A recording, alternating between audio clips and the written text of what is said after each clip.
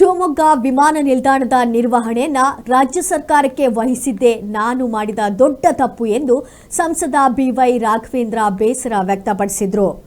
ಜಿಲ್ಲಾಧಿಕಾರಿ ಕಚೇರಿ ಆವರಣದಲ್ಲಿ ಮಾಧ್ಯಮಗಳ ಜೊತೆಗೆ ಮಾತನಾಡಿದ ಸಂಸದ ರಾಘವೇಂದ್ರ, ಶಿವಮೊಗ್ಗದಲ್ಲಿ ವಿಮಾನ ಲ್ಯಾಂಡ್ ಆಗದೆ ಹುಬ್ಬಳ್ಳಿಗೆ ತೆರಳಿತ್ತು. ಹುಬ್ಬಳ್ಳಿಯಿಂದ ರಸ್ತೆ ಮಾರ್ಗವಾಗಿ ಶಿವಮೊಗ್ಗಕ್ಕೆ ಆಗಮಿಸಿದೆ.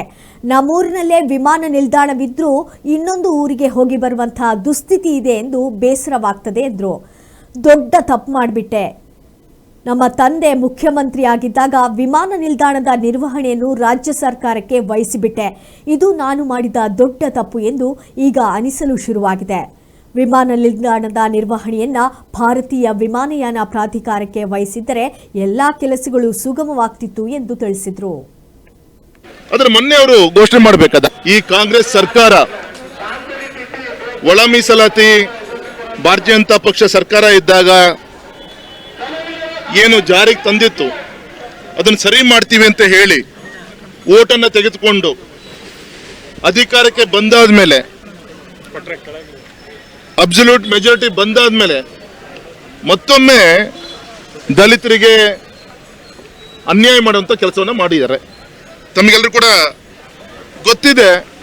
ಈಗಾಗಲೇ ಒಳ ಮೀಸಲಾತಿ ವಿಚಾರದಲ್ಲಿ ಹಾವನೂರು ವರದಿ ಇರ್ಬೋದು, ಸದಾಶಿವ ಆಯೋಗ ವರದಿ ಇರ್ಬೋದು, ಮಾಧುಸ್ವಾಮಿ ವರದಿ ಇರ್ಬೋದು, ನಾಗಮೋಹನ್ ದಾಸ್ ವರದಿ ಇರ್ಬೋದು, ಕಾಂತರಾಜ್ ಆಯೋಗ ಇರ್ಬೋದು, ಇವರೆಲ್ಲೂ ಕೂಡ ವರದಿ ಕೊಟ್ಕೊಂತ ಬಂದಿದ್ರು. ಅದರ ಮೊನ್ನೆ ಅವರು ಘೋಷಣೆ ಮಾಡಬೇಕಾದಾಗ 3 ಗುಂಪುಗಳನ್ನಾಗಿ ಮಾಡಿ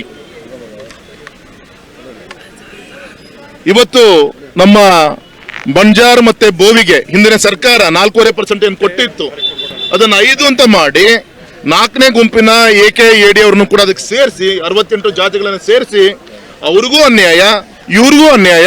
ಒಂದೇ ತಟ್ಟಲ್ಲಿ 100 ಜನ ಕೈಯಾಕ ಊಟ ಮಾಡಿದ್ರೆ ಯಾರಿಗೂ ಕೂಡ ಒಂದು ತುತ್ತು ಸಿಗಲ್ವೋ ಆ ರೀತಿಯಂತ ಒಂದು ಪರಿಸ್ಥಿತಿಯನ್ನ ಈ ಕಾಂಗ್ರೆಸ್ ಸರ್ಕಾರ ಇವತ್ತು ಒಡೆದಾಳುವಂತ ರೀತಿಯನ್ನ ಮಾಡಿದ್ದಾರೆ. ಹಾಗಾದ್ರ ವಿರುದ್ಧ ಇವತ್ತು ನಮ್ಮ ಅಶೋಕ್ ನಾಯಕರ ನೇತೃತ್ವದಲ್ಲಿ ನಮ್ಮ ಬಂಜಾರ ಸಮಾಜದ ಮುಖಂಡಗಳು ಶಿವಮೊಗ್ಗದಲ್ಲಿರ್ಬೋದು, ರಾಜ್ಯದಲ್ಲೂ ಕೂಡ ಅನೇಕ ಹೋರಾಟಗಳು ನಡೀತಾ ಇದೆ.